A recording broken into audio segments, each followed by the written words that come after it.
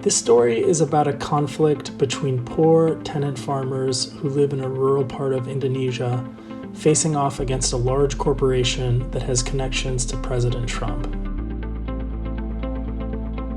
It's a story of people who have not been heard very often, who don't have a lot of resources at their disposal, trying to preserve their way of life as a $500 million resort development rises around them, including a golf course, hotel, movie studio, theme park, music festival venue, and so far, they haven't fared very well.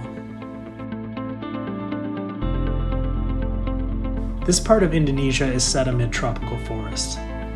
It's where people in Jakarta like to go for the weekend, it's up in the mountains, it's cooler.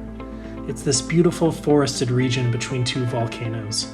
There's a national park right next to this project where there are leopards and other endangered animals. I look at that as a whole and I just see a great opportunity. The Trump portion of this project is a hotel, a golf course, and hundreds of luxury villas that will be branded with the Trump name.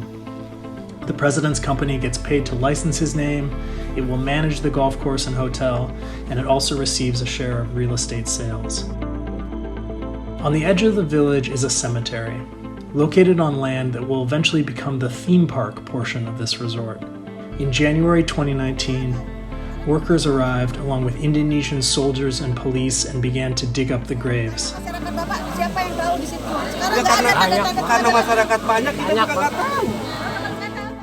At least one resident had given permission, others had not. The cemetery is important to these villagers. It is a Muslim community. There are traditions that they hold dear about how their dead are to be treated and buried. These residents feel this Indonesian developer, MNC, is violating those traditions, and it's made a lot of these people very distraught. Orang yang membongkar makam sempat minta izin nggak ke Pak Heri? Ada izin nggak? Ada orang datang nanya pengen bongkar makam? Enggak.